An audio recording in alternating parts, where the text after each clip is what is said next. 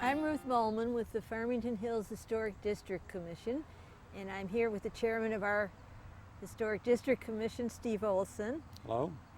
And we're going to be talking about the various things that are in Heritage Park, which is the most gorgeous thing that we have in Farmington, the 210-acre park that has been saved with the original lay of the land. And you can look at any place in Heritage Park and get a feeling what it was like when they first developed this land here in Farmington Hills.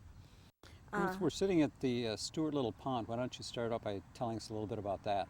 Okay, well, this is the Stuart Little Pond in Heritage Park, which has a story. You hear many stories about it, but I love this one.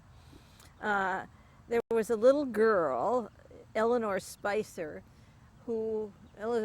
Strong now, who was Ellie Spicer's oldest daughter. Mm-hmm. And she had a storybook about Stuart Little by E.B. White. He's the author also of Charlotte's Web and many other things. He was on the staff of the New Yorker magazine. Eleanor had a little dog. They had all sorts of pets in the Spicer household, and hers was a little dog, a little charming little dog, and she was enthralled with the story of Stuart Little, which I don't blame her. It is a very charming story, and she named her dog Stuart Little. Mm-hmm. Well, Stuart Little had the run of the place, and he was out bouncing around on this farm, and he disappeared. They couldn't find Stuart Little anyplace. And eventually they found he had gotten into some drainage tiles that they had. Mrs. Spicer had a steam shovel come out and start to tear up the tiles that protected this area, this little drainage area. And Ann Stolberg, who was a friend of Eleanor's little sister, is the one that told me about this. And they brought the steam shovels in and tore up the tiles, and lo and behold, they found the little dog and pulled him out. So the rescue was successful? The rescue was successful. Okay. There wasn't a hair on his head that was harmed. Of course, in the storybook, the little mouse would get into everything and nothing would happen to him, but not so with the little dog. So they got the dog out, and they had torn up a section of the property. And the next morning, they walked out, and there was this pond.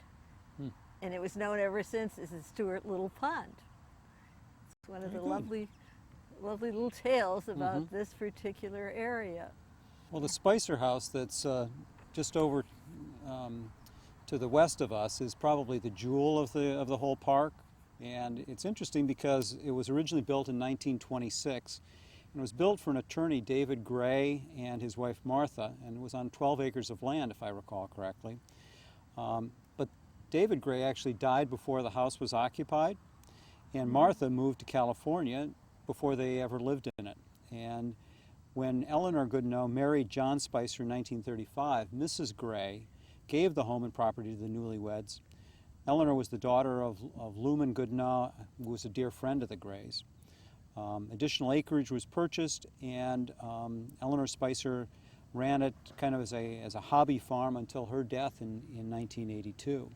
And at that time, the property included 200 acres, and it was one of the most beautiful, large, unspoiled areas within Farmington Hills. Yes, it's interesting to note that the house was sold to an attorney named Nash, and then the Great Depression was what Martha. Actually, Martha was a cousin of Mrs. Eliza Goodenough. Okay. She was a cousin. It wasn't as if somebody had just given it to them. The Grays, of course, could trace their money to the original Ford Motor because there was a Gray that was the first president of Ford Motor, you know. I didn't remember that. Yeah, and they when Henry Ford bought them all out, and then they proceeded to develop almost all of downtown Farmington, all downtown Detroit. Detroit. With all the buildings and things. And Lubert Goodnar was a part of this Well. whole thing. His son talks about that. There's another tape where he talks about the things that his grandfather did in having it. They had 5 children. There were 2 of them before World War II. That was Nicholas and Eleanor. And Eleanor is the one that had the little dog that we talked about.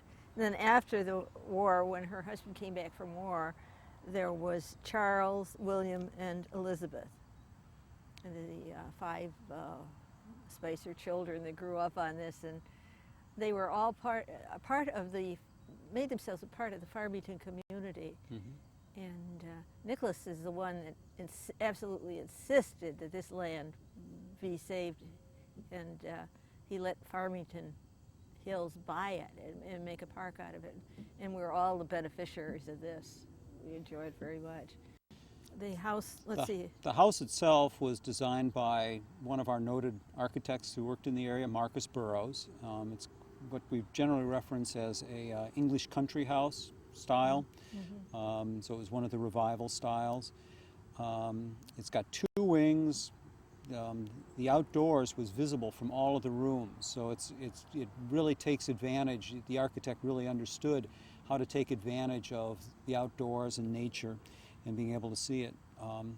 And it got a great deal of cross ventilation. It's on a very high point of land, so it had great ventilation that would blow through it. So real sensitivity to the land in the way it was designed. And if you look out on the terrace, you can see all this land that is hilly and beautiful. It's where Marcus Burrowes used to get together with Mrs. Goodnour and the family, and they would go out and have picnics, English-style picnics in the park, and it's interesting because some of them, I know Mr. Goodnour liked to ride horses, and they rode the horses, but Marcus Burrowes hated horses, and he'd always walk in and have their picnics out there.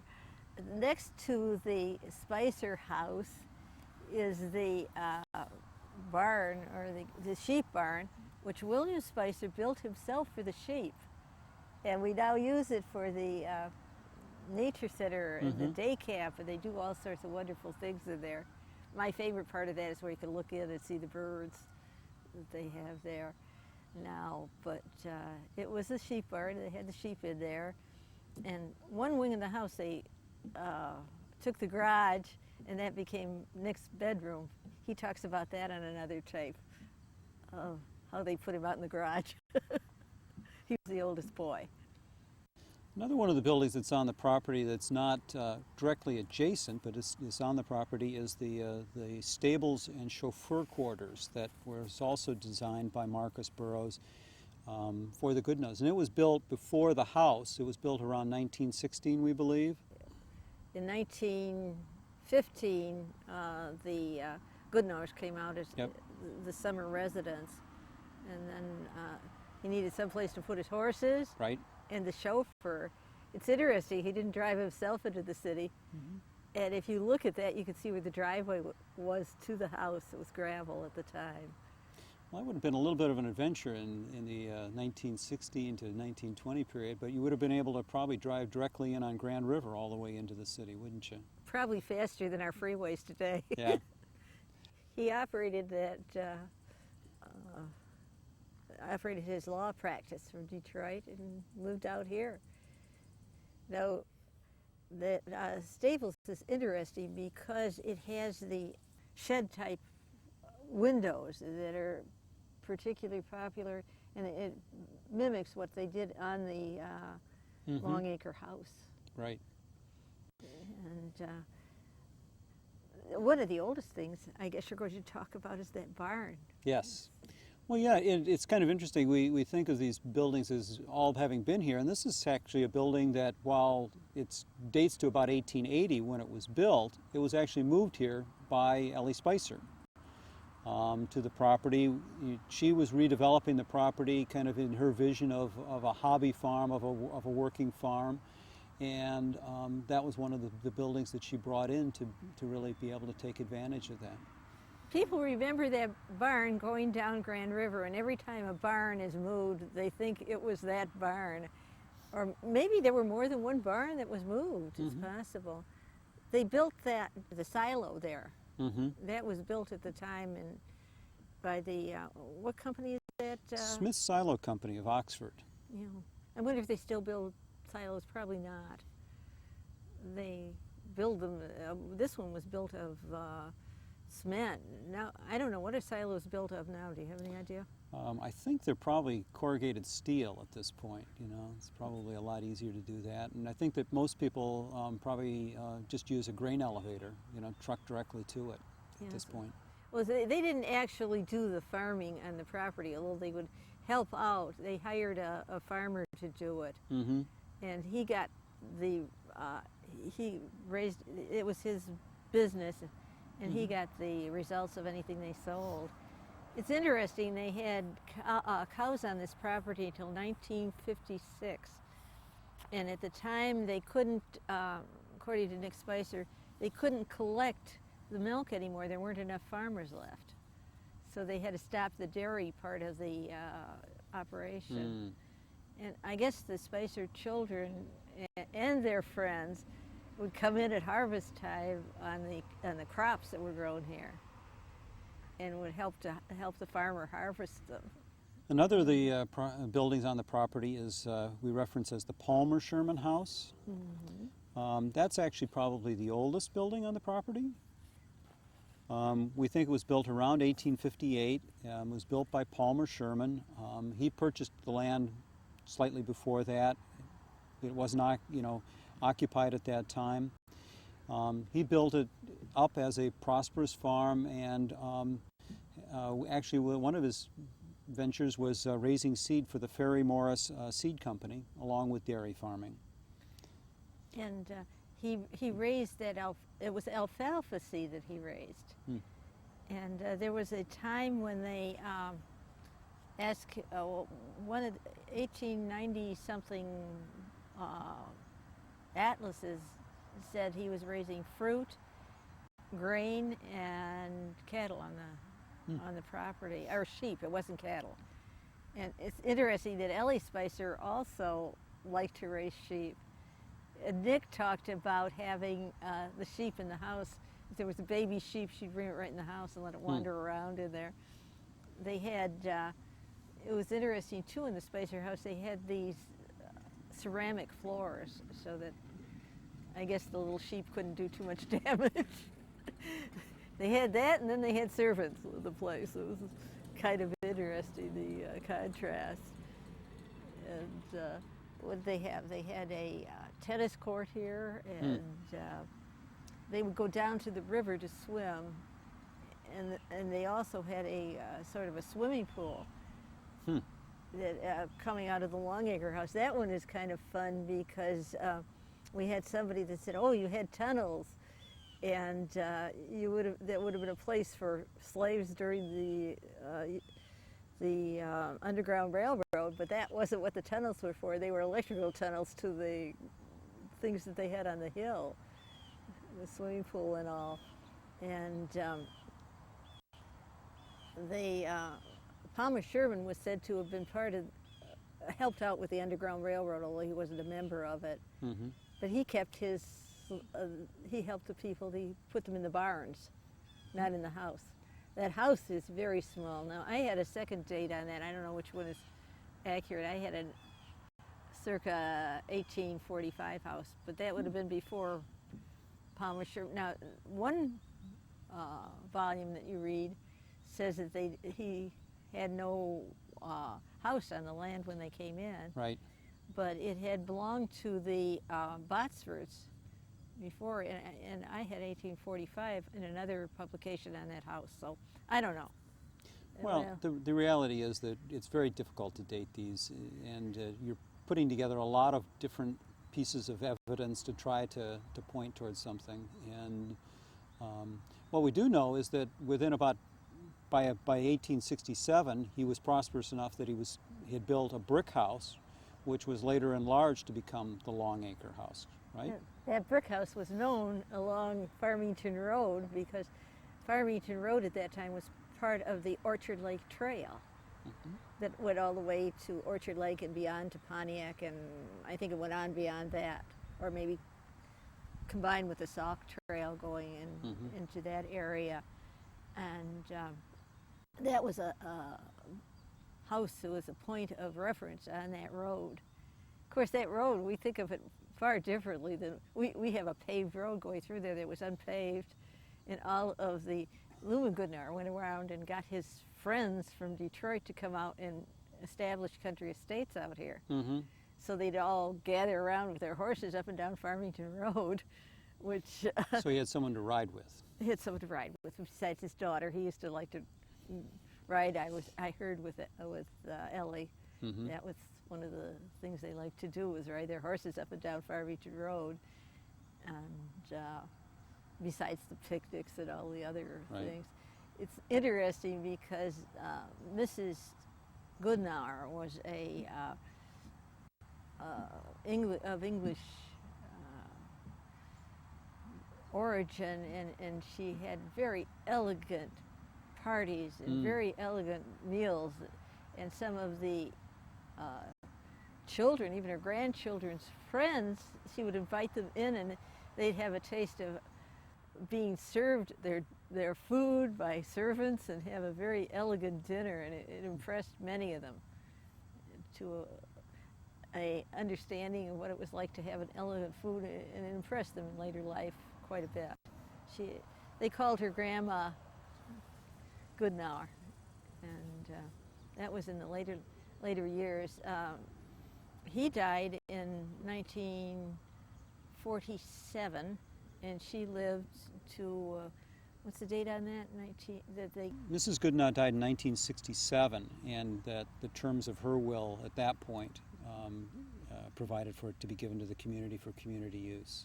Yes, they had very strict orders on how that house would be used. It was a community center, and it's fortunate for us here in Farmington Hills that we still have it. And Daniel, I guess, is the one that wrote this very strictly, that this house could not be sold. It had to be either given to as the library, the schools, or the city, or the township at that time. And that's how Farmington Hills got this, and we're very, very lucky to have it.